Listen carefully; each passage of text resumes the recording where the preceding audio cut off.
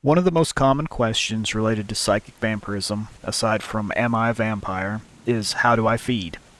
Most unaware vampires have been feeding ambiently or emotionally on a subconscious level for so long that when they become aware of their need, they are at a loss for how to feed deliberately and with control.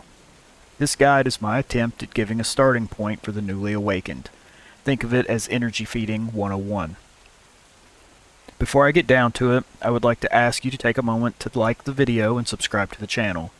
These small things help expand the reach of my content and improve the odds of it being suggested to people that are interested in these subjects. I need to say that in this guide I will not browbeat you about ethics. There are plenty of resources explaining the ethics of energy feeding, but I prefer to apply the golden rule here. Don't do anything you wouldn't be okay with someone else doing to you. Also consider that you are not the biggest fish in the sea, and trying to feed from someone without their consent may backfire on you in detrimental ways. The ethics of feeding is an entire subject in itself, beyond the scope of praxis, but I would advise looking into what is considered acceptable or unacceptable within a vampire-donor relationship. If you are not already experienced with energy work or energy perception, then you may want to check out my other videos on energy work that I will link in the description. In order to consciously and deliberately feed, you will need to have some perception of subtle energy and be able to direct it. Whether this is pure visualization or through kinesthetic perception is a matter of ability and preference. I find a lot of success with combining tactile visualization with more traditional mind's eye visualization. It is not strictly necessary to do these steps in this order, or to even do all of them all of the time. However, until you gain enough experience, it's a good idea to do them all in order until you can establish your own best practices for subtle body hygiene and energy awareness. Grounding is essentially discharging into the earth any environmental energies or emotional debris that have attached to you in the course of your day-to-day life.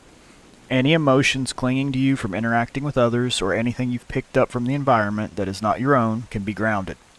This is how we arrive at a sort of neutral state from which to begin drawing in vital energy and assimilating it into our own energy system.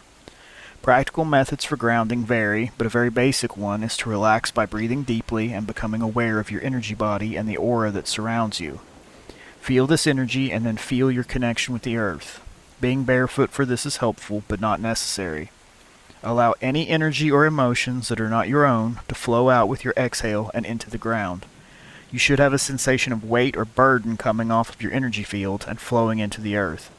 Do this until you feel a lightness in your subtle body and the energy is entirely yours with no contamination or debris attached. Once you are grounded, you can now center your awareness. This is how we begin to focus on the task of feeding. Bring your attention to your breathing.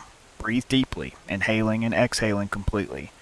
As you focus on your breathing, if you become aware of any extraneous thoughts coming to distract you, just try to let them pass. If you do become distracted, then return to your breath awareness. Pay attention to breathing in and breathing out. Some people find it helpful to focus on the core of their awareness being in their chest or solar plexus. The purpose of this exercise is to become present in the moment and in your body so that you can focus on the task at hand. Continue breathing deeply and letting intrusive thoughts pass by until you feel present and focused. In order to gather energy from others, you will have to open or expand your personal energy field. Even people that do not consciously shield their energy body can still have unconscious walls up. Keeping energy out also means you can't bring energy in, so in order to partake of someone's energy, you need to make sure that you are able to receive it. When it comes to contact feeding, this can simply mean being comfortable with touching another person.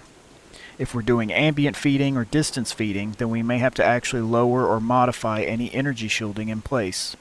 In the case of ambient feeding and distance feeding, we will also have to be able to expand our awareness beyond our physical body. This can be done using the same senses that allow us to feel our subtle body. I find visualization, especially tactile visualization, to be particularly helpful in pulling in ambient energy or for extending an appendage from my subtle body over a distance. You should be pretty aware of your own personal energy after grounding and centering, but additionally you can focus on feeling your energy as a kind of bubble around you. This particular visualization will be beneficial in later steps as well. See and feel your energy field around you and begin to expand it. Reach out and see how far you can comfortably feel your energy around you. experiment with reaching out in one direction rather than all around you. This is where visualizing tendrils or nets can be helpful. The particular energy construct or visualization you choose should be one that is most effective for you, and it will take practice for you to determine that. Regardless of what feeding method you use, you will probably want to apply some type of filtering technique or visualization. This becomes less important when feeding from a single donor and more important when skimming ambient energy from a crowded room. Filtering is exactly what it sounds like. You're erecting some kind of filtering barrier between you and the energy you are drawing in. If you'll recall in the section about grounding, I described the concept as directing energetic debris out of your energy body and into the earth. Filtering serves a similar purpose, but it blocks this debris from ever getting to you, stripping any extraneous emotion or intent from the life force energy before you take it into yourself. The means of doing this will probably depend on what type of feeding you're doing. In the case of ambient feeding, you can utilize a visualization of a bubble around yourself that blocks anything but pure life force from getting to you. When feeding by touch or at a distance, you can also use this type of energy shield style of filter, or you can make a smaller mental construct tailored to your point of contact with your donor. Since feeding from one source is drawing from one direction, it is much easier to maintain a filter. Once you have filtered, you can use another visualization to break down the collected impurities or simply ground them into the earth. The specific method you use for feeding is going to depend on whether you are ambient feeding, feeding directly from someone in person, or feeding over distance.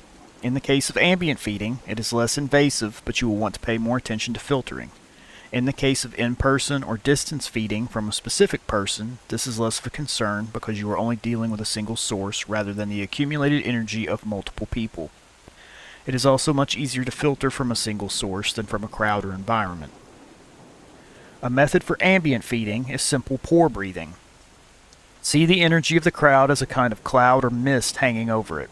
As you inhale deeply, feel or see the energy of the environment or crowd being drawn into you through every pore in your body. When you exhale, mentally hold that energy within yourself. Repeat until full. I typically encounter a state of equilibrium where it is no longer easy to pull energy into myself. There is a kind of pressure differential that makes it easier to feed. The higher pressure energy of the environment or donor not needing much coaxing into the lower pressure void of the vampire. Once that void is full, it is hard to get it to accept any more energy. Think of it like an empty bucket that you are filling with water. The bucket will only accept a certain amount of water before it begins to overflow. Eventually, you will reach a point in your feeding where it becomes difficult to pull any more energy into yourself without getting rid of some. This is what I mean by equilibrium. When it comes to feeding by touch, the mechanics are much easier as the direct contact with the donor makes the transfer of energy much more efficient and requiring much less mental effort on the part of the vampire. You can apply a filtering construct to your hands or use the basic bubble shield filter, but the general technique is to touch the donor and then draw energy from them and into yourself. The aforementioned pressure differential can make it easier to begin drawing energy. Similar to the pore breathing used in ambient feeding, draw energy into you through your hands with your inhale and hold it or circulate it within you on your exhale. Repeat this process until satisfied. It should be noted here that it is sometimes more comfortable to hold the hands slightly above the donor's skin rather than actually touching them. This can make it easier to feel the flow of energy between you because of the absence of the sensation of touch. Whether you choose to actually lay on hands or hold them slightly above the skin is a matter of personal preference that you can experiment with. Feeding at a distance is perhaps one of the most challenging methods of feeding because it combines the lack of direct contact of ambient feeding with the specific focus on a single individual. The easier way of doing this is with a target that is within line of sight. Once you are advanced in reaching out to a specific person, then this distance feeding method can be done across great distances, but for now we will stick with line of sight. A popular method is to construct or visualize a tentacle or tendril reaching out from your own subtle body and attaching to the energy body of the target donor. You can incorporate a filtering aspect into this tendril to ensure that the energy you are drawing is as pure as possible by the time it reaches you, or you can simply use the bubble shield method. Mechanically, this method is the same as feeding by physical touch. The only difference is that you are using a subtle or energetic appendage rather than a physical limb to make the connection with the energy source. Use conscious breathing to draw the energy into you and hold it there. It should be noted that with methods that target an individual rather than a group of people, one can potentially feed from deeper parts of the subtle body than the surface layer. Surface feeding is generally the standard because this is the safest way to take from a donor. Donor relationships that are more intimate may allow for feeding from deeper levels of the person's energy body, including what's referred to as their core. This would be the deepest part of their energy body, akin to energy centers or chakras, and it is advised against doing this regularly, if at all, and never without consent. The minutiae of energetic anatomy are beyond the scope of this specific video, but suffice it to say that core feeding is largely unnecessary for the basic purposes of feeding. Once you've utilized your preferred method of feeding to the point where you've reached satisfaction or equilibrium, it is then necessary to seal this energy within yourself so that it can be assimilated and won't simply dissipate into the environment. This is done by condensing your energy body or forming a shield around yourself with the intention of keeping the life force energy inside your subtle body. This will hold the foreign energy in long enough for you to make it your own. This is analogous to swallowing food so that the process of digestion can take place. Cycling is how we assimilate energy from a feed into our own energy body. Once we've sealed the energy in, we can then circulate it throughout our system in order to assimilate it. A simple method for accomplishing this is to literally circulate the energy through your body, synchronized with your breathing. Imagine your energy moving up your spine from your tailbone when you exhale, and then down the front of your body from your nose and back to your tailbone on your inhale. This is a simplified version of what is called the microcosmic orbit in Qigong practice. You can perform this same visualization while synchronizing feeding with your breathing. I actually prefer to do this because inhaling while also drawing the energy down the front of my body creates a sensation similar to drinking, which makes the whole process feel more natural.